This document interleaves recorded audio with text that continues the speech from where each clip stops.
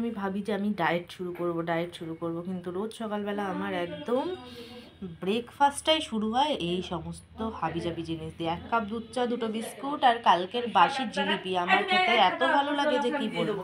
সন্টু পাগলাও ঘুম থেকে উঠে গেছে, এখন ঘুম থেকে উঠে পড়ার সিন নেই, কারণ সবে নতুন ক্লাসে উঠেছে। এখন যদি জোর করে পড়তে বসিয়ে দিই তাহলে আর ছুটিটা এনজয় করতে পারবে না। তো কিছুদিনের জন্য ওর এখন ছুটি। তো দেখি, দেখা যাচ্ছে অ্যানিমিয়া রুগী লাগছে। হ্যাঁ ঠিক আছে। তো সকালবেলা ব্রেকফাস্ট আমার কমপ্লিট হয়ে গিয়েছে। আজকে বিয়ে বাড়ি রয়েছে, আমার মামার আজকে রিসেপশন, তো সেখানে আমরা যাব। আমাদের নেমন্তন্ন ছিল আইবুড়ো ভাত থেকে, তো আমরা যাইনি কেউ। আর আজকে যাব। কি গিফট কিনেছি সেটা পরে দেখানো হবে। তার আগে হলো আলমারি থেকে শাড়ি, জামা কাপড় সমস্ত কিছু বের করতে হবে। থালা বলছে, থালা কিনেছি, দেখাচ্ছি আমি তোমাদেরকে আমি কি কি কেনা হয়েছে।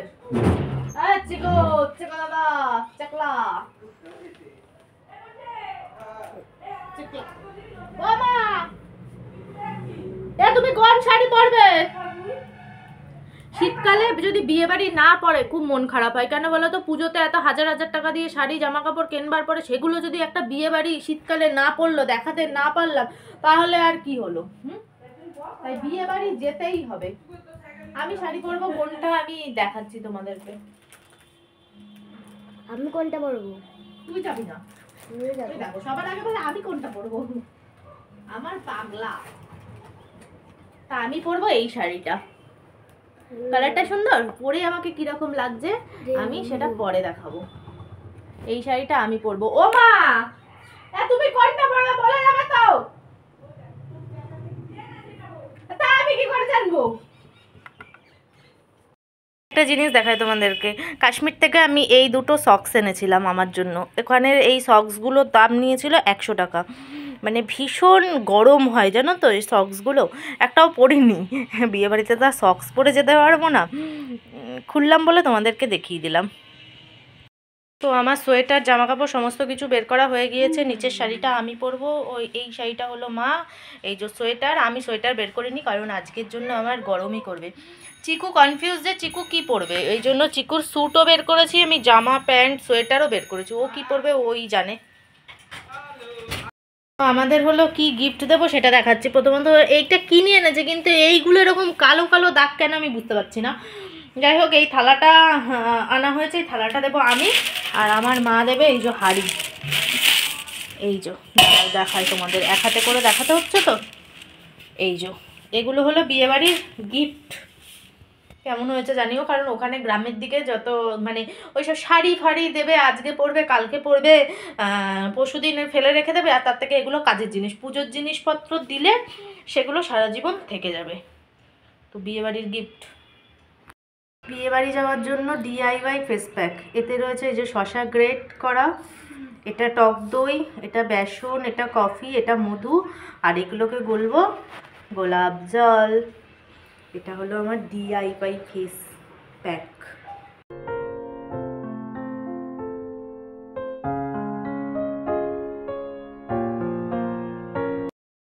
তো দেখতে দেখতে 2টো বেজে গিয়েছে, আর দুপুরের খাবার দাবারের জন্য আজকে আমাদের বাড়িতে শুধু হয়েছে এই যে মাংসের ঝোল। এটা হলো কাঠের উনুনে তৈরি করেছে মাংস, লাল লাল ঝাল ঝাল মাংস, আর হলো ভাত। এই যে ভাত, আর কিচ্ছু রান্না হয়নি। মাংসটা হয়েছে তার কারণ আমার বাবা আর দাদু তো বিয়েবাড়ি যাবে না, তো আমাদের নয় বিয়েবাড়ি, নইলে অন্য কিছু হতো। তো এখন বাজে হলো কটা বাজে? 4টে, 4:30 বাজে গেল, আর আমরা রেডি হয়ে গেছি। আমি এই পার্পেল কালারের এই শাড়িটা পরেছি। পুরো সাজটা এখন আর দেখাতে পারছি না কারণ প্রচণ্ড তাড়াহুড়ো। আর এই যে আমার সন্টু পাগলা ওই যে লাল ব্যাগটা নিয়েছে, ওই লাল ব্যাগের মধ্যে রয়েছে সোয়েটার। আমাদের সোয়েটার চাদর ফাদর রয়েছে, কারণ আসার সময় তো ঠান্ডা লাগবেই। আর ওই যে আমার মা, আমরা দুজনাই একদম নতুন শাড়ি পরে রেডি হয়ে গেছি। এই তো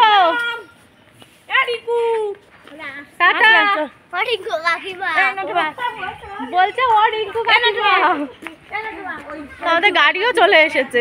চলো শশা বাবু, ও ভাবছে বাবু আমরা চলে এসেছি, আমাদের গেটটা খুলে দাও। আমরা চলে এসেছি, আমাদের কিডন্যাপার গাড়ি দেখে একদম চিনতে পেরেছে। দেখো কেউ একজন গেটের ওখানে বেরিয়েছে। বললো এবারে আমরা নামি পড়ি। এই নামে বাবা, হ্যাঁ বাবা, খিদে পেয়েছে। দেখছে খিদে পেয়েছে, খেতে দেয়নি। পচা শম্পা, পচা মা, পচা বাবা, খিদে পেয়েছে হচ্ছে, তাড়াতাড়ি খেতে দে। দেখতো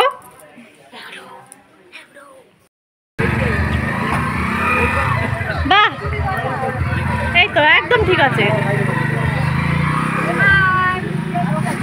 ওটা উঠবে না ভাই, কপিরাইট আসবে, পয়সা পাবো না, ভিখারি মানুষ।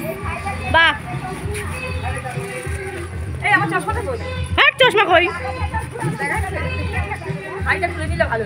আমরা তো বিয়েবাড়ি চলে এসেছি, তোমরা দেখতেই পেলে। আর এখন হলো যার জন্য গিফট এনেছি তার হাতে হ্যান্ড ওভার করে দেওয়ার পালা, তাহলেই হয়ে গেল। আর আমরা গিয়ে দেখছিলাম যে মামিমা সাজছে, ততক্ষণে ভাবলাম যে স্টেজটা তো খালি আছে, আমরা গিয়ে একটু ফটো তুলে আসি। কিছুটা না কিছুটা তুলতেই চলে এসেছে বউ, আর আসবে তো স্বাভাবিক। তো আমি বউয়ের সঙ্গে একদম প্রথম ছবিটা কিন্তু আমি তুলেছি, কারণ ওই জায়গাটায় আমিই ছিলাম, আমার বেশি দরকার ছিল। আমার পরে আমার মা, আমার মাসি দাঁড়িয়েছে, এখানে দাঁড়িয়েছে হলো ইনু মাসি। এবারে ইনু মাসি হলো চলে যাবে, এবার ছোটো বুড়ি মাসি এন্ট্রি নেবে। প্রথম অবস্থায় যে বউ বা কোণে থাকে না, তার ফটো তুলতে খুব ভালো লাগে। তারপর যেই 2-3 ঘন্টা হয়ে যায়, তারপর আর তার মুখের পোজগুলো ভালো আসে না। এখানে দেখো কি মিষ্টি দেখতে লাগছে। যাই হোক, আমি এগুলো তোমাদের সঙ্গে শেয়ার করলাম। আর এরপর আসবে আমাদের শশাবাবুর মা, আর হলো শশাবাবুর বাবা। দেখো কি ভাল লাগছে, আমি তো সারাক্ষণ ওর গালটা চটকেছি। অন্য সময় আমাকে দেখলে কাঁদতো, এখন কিন্তু আর কাঁদে না। আমার ভাইপো চিনে গেছে এটা আমার বড় পিসি। আর এই যে আমার মা শুরু করে দিয়েছে পকোড়া। আমাদেরও খিদে পেয়ে গেছে, সেই 4:30টায় বেরিয়েছি। খিদে পাবে না বলো তো? শীতকালে বিয়েবাড়ি না ভালো লাগে ঠিক কথা, কিন্তু সোয়েটার পরতে একদমই ভালো লাগে না। খুব একটা ঠান্ডা ছিলও না সেদিনকে, আর ঠান্ডা থাকলে আমি অন্তত সোয়েটার পরবো না। আমার মা তো বাড়ি থেকে সোয়েটার পরেই যাবে বলেছিল, আমি বললাম যে না সোয়েটার পরো না, সোয়েটার লাগবে না।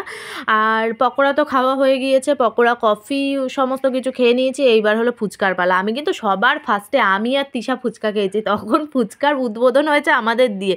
সেটা আর ভিডিও করে দেখায়নি, কারণ ভিডিওটা করে দেবে কে? আমার যে ফটোগ্রাফার নিপা ছিল, ও আমাকে ভিডিও করে দিত, কিন্তু ওর তো এখন বিয়ে হয়ে গেছে, ওকে তো আমি আর টেনে আনতে পারি না।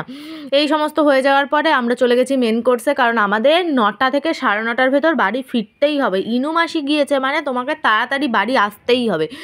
তো ওরাও খেতে বসে গিয়েছে, আর আমি এই ফটো আর ভিডিও তোলার চক্করে না আমার অনেকটা দেরি হয়ে গেছিলো।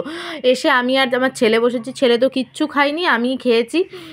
আর এটা হলো খাওয়া দাওয়ার পরে এবার তোমাদের এসছি বর দেখাতে। বউ দেখলে হবে, মামাকেও তো দেখতে হবে। ওই যে মামা দাঁড়িয়ে, এখানে একটা ফ্যামিলি গ্রুপই হচ্ছে, সবাই রয়েছি। আর ওই যে এখানেও এরা দাঁড়িয়ে ফটো তুলছে, আর আমি সেগুলোকেই ভিডিও করে ক্যাপচার করছি। আমি জানি আমার ভিডিওটাই দরকার পড়বে।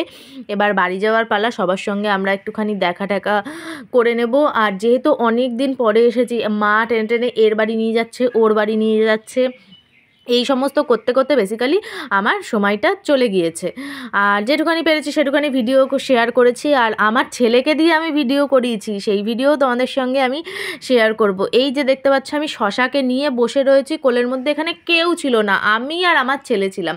এই ভিডিওটা কিন্তু সম্পূর্ণ আমার ছেলে করে দিয়েছে, আর ও ভালোই করেছে, আমার কাটবার মতো কোনো কিছু করেনি। আমি বারবার ওকে মুখ দিয়ে বলছি ঠিকঠাক আসছে তো, আমি আর শশা আসছি তো। এত কিউট বাচ্চা, কি বলবো, ওকে পেলে না সারাক্ষণ আমার চটকাতে মন চায়। দেখো কি সুন্দর লাগছে। আর এত ঠান্ডা, গাড়ির ভেতরে কিন্তু একদম কাঁদিনি। অন্য বাচ্চারা যে প্যা করে, ও আগে দেখলে আমাকে প্যা করতো, এখন চিনে গেছে যে না আমি ওর বড় পিসি, আমাকে দেখলে আর কাঁদা যাবে না।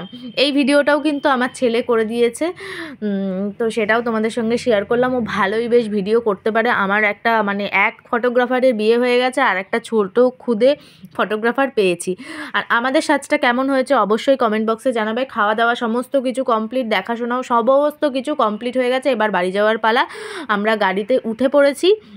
এই দেখো, দেখতে পাচ্ছ কেমন গেদি করে আমরা বসেছি। আবার একটা বিয়েবাড়ি আছে জানুয়ারি মাসে, আবার এইখানেই আসবো, সেটাও তোমাদের সঙ্গে আমি শেয়ার করব। তো চাপাচাপি করে বসেছি। আর আমি তো সাজ পোশাক সমস্ত কিছু অর্ধেক খুলতে বাড়ি এসেছি, সেটা তোমাদের সঙ্গে শেয়ার করিনি, কারণ ফোন বের করা যাচ্ছে না, একটু অসুবিধা হচ্ছে। আর একটা দেখবে শশার কীর্তি, দেখো এখানে হলো গাড়ি ভাড়াটা বের করা হয়েছিল কিছুটা, সেইটা নিয়ে শশা এরকম নাচাচ্ছে। আর আমার মা বলছে একটু ভিডিও কর, দেখ ও মানে কি সুন্দর করছে, দিতে চাইছে না, আমার হাত থেকে ফোন পর্যন্ত কেড়ে নিচ্ছিল অনেক সময় যখন আমি ভিডিও করছি। টাকাটা এত সুন্দরভাবে ও ধরেছে, কি বলবো, বেশ ভালো লাগছিল। তো চলো আবার তোমাদের সঙ্গে না বাড়ি গিয়ে একবারে কথা বলবো। তো আমরা বিয়েবাড়ি থেকে অনেকক্ষণই চলে এসেছি, প্রায় 9:30টার মধ্যে আমরা ঢুকে গিয়েছি, পুরো একদম 9:30, 9:30 আমরা বাড়ি চলে এসেছি। আমাদের বিয়েবাড়ি যাওয়া এরকম, যেখানে ইনুমাসি যাবে সেখানে হলো আমাদের মানে তাড়াতাড়ি নিয়ে চলে আসবে। আমি খুব ভালো করে জানতাম যে আমরা 9টার ভেতরে বাড়ি চলে আসবো, এত অন্ধকার হচ্ছে কেন। যাই হোক, চলো আজকের মতো এই ভিডিওটাকে আমরা এখানেই এন্ড করলাম। আবার তোমাদের সঙ্গে দেখা হবে নেক্সট ব্লগে। ততক্ষণ তোমরা খুব ভালো থেকো, সুস্থ থেকো, হ্যাপি থেকো, সাবধানে থেকো, আর আমার পাশে থেকো। আর এই যে দেখতে পাচ্ছ কালো শাড়ি পরে এরকম একটা ব্যাকগ্রাউন্ড টাঙিয়েছে, এটা কিসের জন্য বলো তো? Instagram reels.